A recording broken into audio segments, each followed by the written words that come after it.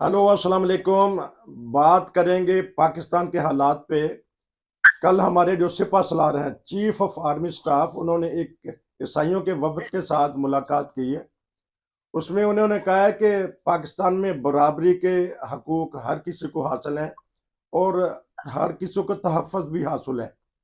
लेकिन जो खबरें जो आती हैं सोशल मीडिया पे या मीडिया पे, एंकर पर्सन भी बताते हैं कि वहाँ फिरका वाराना फसादात की तैयारी हो रही है या हो रहे हैं।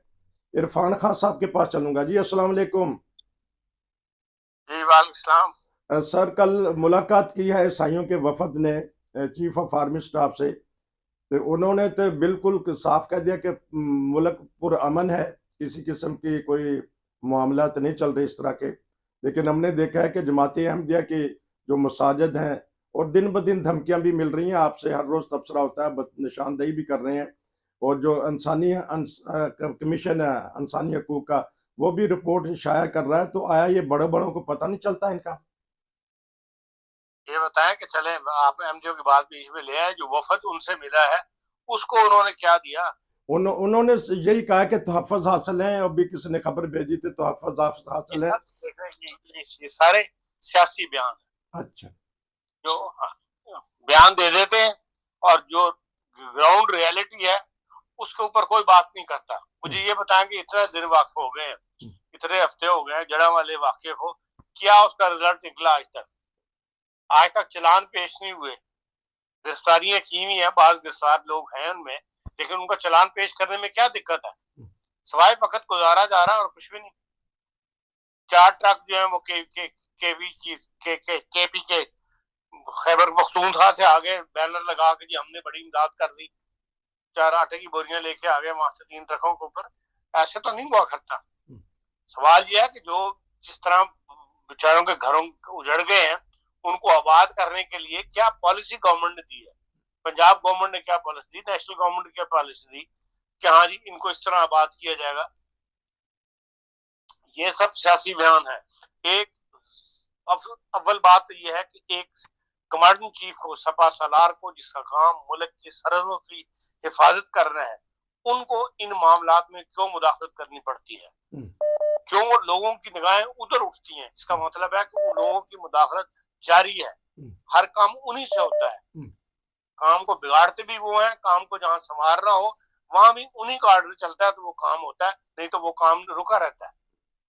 ये एक खतरनाक बात है। जब तक ये मसले हल नहीं होंगे उस वक्त तक किसी को कोई हकूक नहीं मिलेंगे। तमाम हकूक जो है वो एक हाथ में है, जिसे सिपा सलार कहा जाता है। हम्म। वो जो चाहे वो हो जाता है, जो वो नहीं करना चाहते वो नहीं होता। इसलिए इन बयानों को ऊपर मत जाया करें। ये सिर्फ पब्लिक को मुतमिन करने के लिए एक अखबारी बयान जो वो जारी कर देते हैं। 13 बंदों के साथ एक तस्वीर खींच गई, अखबार में शाया हो गई। कहीं भी हालात जो है वो इत्मीनान बख्श नहीं है। हम्म, आप देख लें कि जो नारंग मंडी के पास गांव के अंदर शिया सुन्नी सब ने मिलकर लिख के दरखास्त दी हम्म, कि जी हम अमन से रह रहे हैं, हमें कोई किसी के इबादत गाह से कोई तकलीफ नहीं है।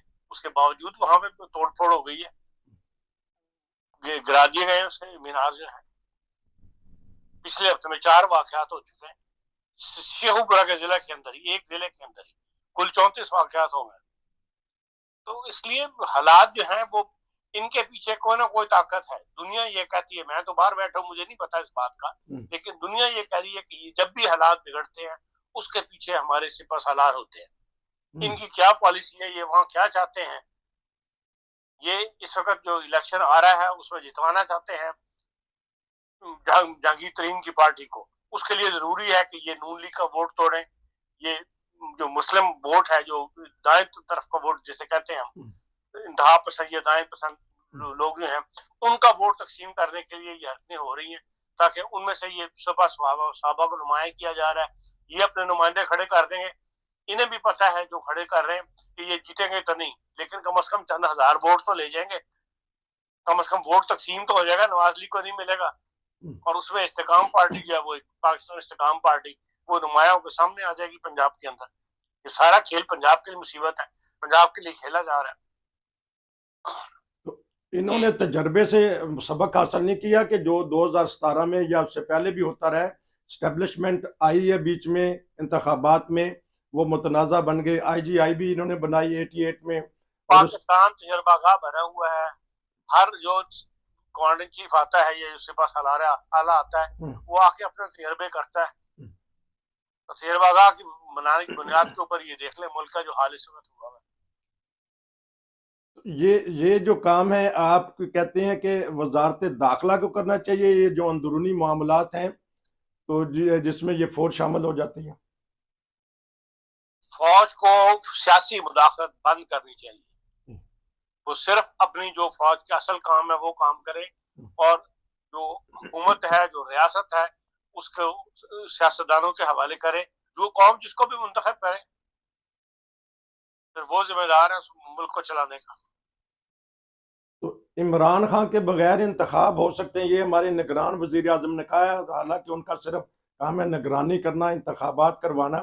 उन्होंने ये सियासी नजर आ रही होती है, वो आपको भी नजर आ रही है, मुझे भी नजर आ रही है, वही बात उसने कह दी। मतलब कौन सा ऐसा बड़ा जुर्म है कि जिसके अंदर जमानत नहीं हो सकती। लेकिन यह कि अगलों ने पकड़ा हुआ है, इसीलिए कि भाई उसको इंतखाबात से बाहर करना। उनके बगैर इंतखाबात मुनसफाना कहलाएंगे? आपका क्या तर्जिया कह रहा है? कौन सा मुनसफाना इंतखाबा हुआ पाकिस्तान के अंदर? हर इंतखाब के बाद और यही पड़ा कि नहीं, मुनसफाना इंतखाबात नहीं थे, 2018 के भी नहीं थे, सारे कहते हैं। उसमें इमरान खान को आगे लाया गया। अब इस्तेकाम पाकिस्तान पार्टी के लिए पर काम हो रहा है, उनको आगे लाया जा रहा है। चीफ जब तक इलेक्शन कमीशन इंडिया की तर्ज पर नहीं बनेगा, इंडिपेंडेंट किसी की मुदाखलत नहीं, जरूरत नहीं कि मुदाखलत करे वहां पे, उस वक्त तक कोई इंतखाबात मुनसफाना नहीं होंगे। 3 छोटी छोटी खबरें और हैं कि इनको अटक जेल से अडयाला लाया जाए, तो ये भी कोई इसमें भी कोई बात है ताकि उनसे मुलाकात भी हो सके, उन तक पैगाम पहुंचाया जाए। और खावर मानिका भी गिरफ्तार कर लिए गए हैं, और जो एंकर पर्सन है रियाज, इमरान रियाज खान, वो रहाई पाके किसी तरीके से मोरजाना तौर पर आ गए हैं। अब ये 3 छोटे छोटे सवाल। कोई मोरजाना कैसे नहीं आए, एजेंसियों के पास है, एजेंसियों ने उनको रिहा कर दिया। हाई कोर्ट का केस चल रहा था उनके बारे में, इतने दिनों से वहां बार बार ये कह रहे थे हाँ जी अब तो 3 दिन और देने, 4 दिन और देने, हम उन्हें रिहा कर देंगे। आखिर उनको रिहा करना था, कर दिया। और जिस किस्म के वो बयान पहले देते, जिस तरह खुदक खुदक के बोलते थे टीवी के ऊपर, टीवी एंकर बन के, अब वो खामोशी के साथ घर आ गए, कोई बयान नहीं दे रहे, कोई इस किस्म की प्रेस कॉन्फ्रेंस नहीं कर रहे, या ये नहीं बता रहे कि हाँ जी मैं कहाँ था, या चुप कर खामोशी से घर बैठ गए। वो भी किसी वायदे के तहत ही बाहर आए। तो खावर मानिका जो गिरफ्तार हो गए हैं, तो अब जो केस है, अगर वो केस सच्चा है तो वाकई बड़ा खतरनाक केस है। अच्छा। और ये वो भी करप्शन का केस है, जमीनों के कब्जों का, कब्रिस्तानों की जमीनों पे कब्जे किए हुए हैं, उनको ऊपर बिल्डिंगें बना दी हुई हैं। अगर वो सही केस है तो फिर लाजमी उनको गिरफ्तार करना चाहिए, और अगर झूठा केस बना रहे हैं तो गलत बात है।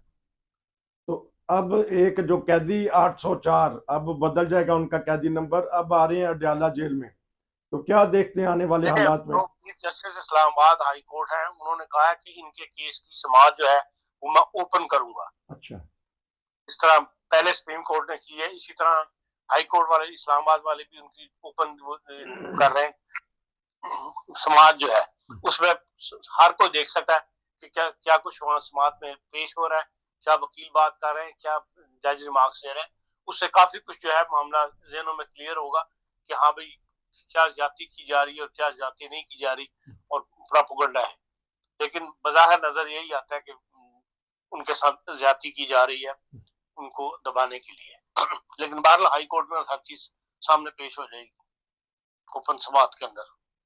आपका बहुत शुक्रिया। पाकिस्तानी सियासी सूरत हाल पे इरफान खान साहब तबसरा कर रहे थे। फिर मिलेंगे। नसीर को इजाज़त दीजिए। अस्सलाम वालेकुम।